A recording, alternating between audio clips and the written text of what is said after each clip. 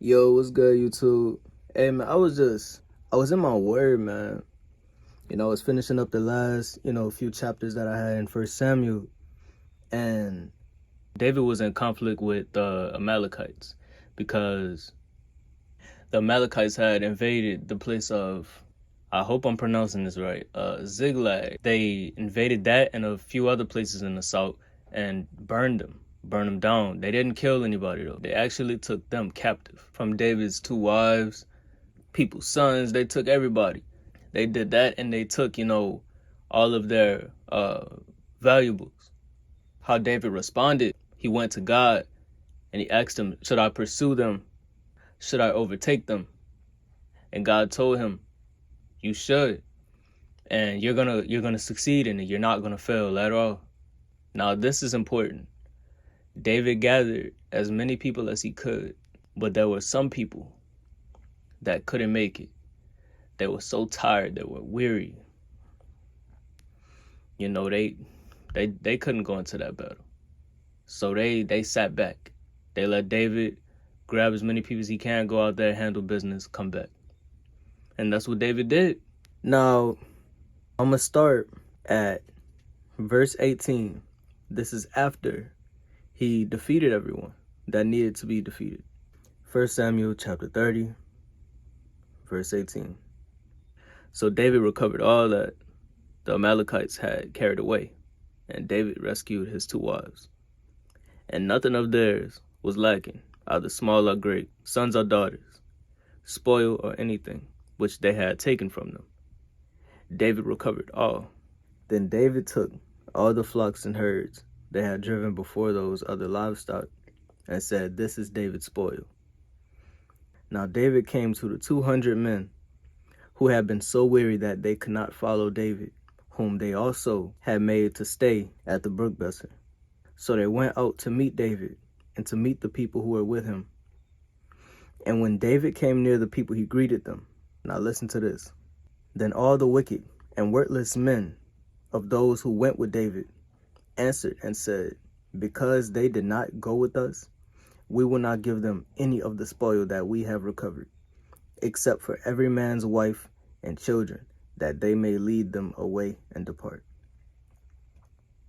But David said, my brethren, you shall not do so with what the Lord has given us, who has preserved us and delivered into our hand the troop that came against us. For who will heed you in this matter? But as his part is who goes down to the battle, so shall his part be who stays by the supplies. They shall share alike. So what was the point of what I just read?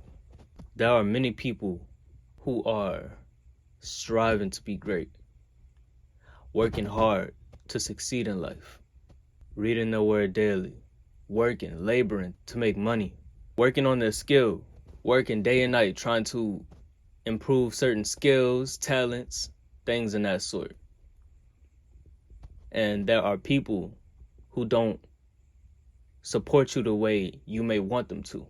Take a musician, for example. You're given this opportunity to perform at this big concert. Of course, you would want your closest friends to be there with you to support you. Some came, some didn't. Some were too tired to come, some were too busy, things like that. So they couldn't make it. So some time go by and you're just living off the success. Finances coming your way. Big opportunities coming your way. Deals, endorsements, all types of different opportunities for you to live a more successful life. And the friends who supported you in person, who came to the performances, who were there when you were recording your songs, who was there with you at your lowest, of course, you would want to provide for them. Man, you've been with me since the jump. You've been with me when I was at the bottom. You was with me when I was at my lowest. Now it's time for us to eat together. Now I gotta break bread with you. So you're giving them some of your money. You're giving them some of your possessions. But a lot of y'all have this mindset of, for the ones who wasn't there to support me, for the ones who always had excuses when I wanted them to come out They're not getting nothing from me. They better not ask me for a dime. They better not ask me for a penny. When I needed them most, they weren't there.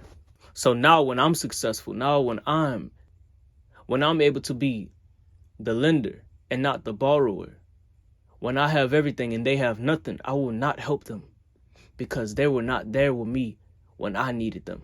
I will not be there for them when they need me because they were not there for me when I needed them. I will not help them at all with their finances. They better not ask me for anything. Can you humble yourself? Because the things that we get in life, we do not deserve. It is God's mercy and His grace being the reason why we receive anything in life. God is the reason that your finances are increasing. God is the reason that you're getting better at certain skills and talents. God is the reason you're given these opportunities to express yourself the way you want to. God is the reason some of you can quit your job and finally step into that calling that you were given. God is the reason. There were so many times where you weren't there for God, yet He still blessed you. He still forgave you. So when God bless you with finances, you can't bless somebody else. That's not your money to say so. That's not your money to choose who and who not to give it to.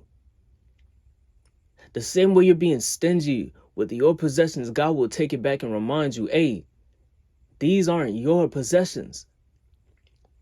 Everything you have right now, from the clothes on your back to the bed that you're laying in, to the phone you're holding in your hand right now, does not belong to you. The same way God gives, He can take away. So if you think you have the authority to say who can have and who can't, God will quickly humble you. So remember that when people aren't supporting you. Remember that when people couldn't make it to certain things, when people couldn't support you the way they wanted to or the way you wanted them to. Remember that. We deserve nothing, yet we have things. So to the people that you may feel like deserve nothing from you, you might want to think twice. You might want to think about the times that you got what you didn't deserve. And you need to thank God every day that you are blessed enough to bless others. Remember to love, forgive, be merciful the same way God is merciful to you.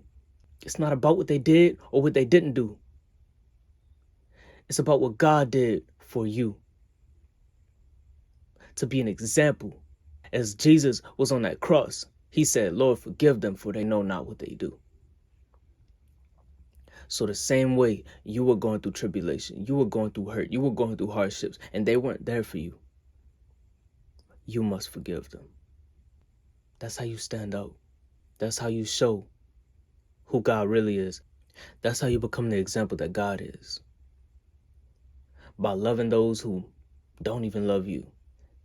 By blessing those who never blessed you. By forgiving those who would never forgive you. Nothing belongs to us. So when you forgive and you give with the honest heart and not for hidden gain, hidden motives, everything that you gave away, everything that you lost is going to come back 10 times more. The same way your life is getting better and better. Even if it may not look like it right now, you're probably going through that moment where you're at the bottom right now, trying to get to the top. And to those type of people, all I have to say is remain humble. You're going through this for a reason.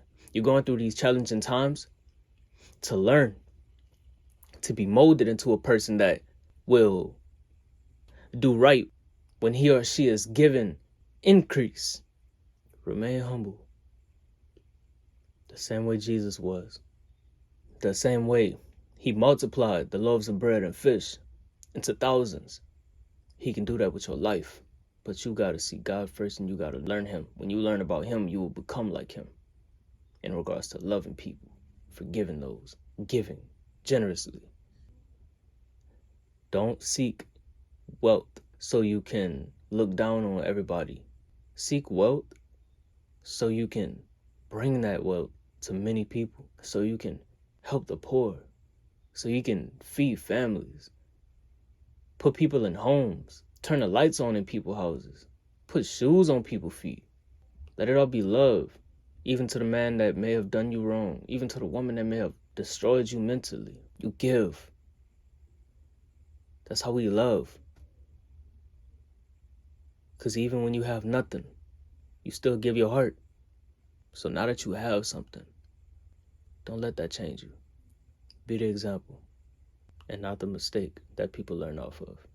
God bless you. I'm out. Peace.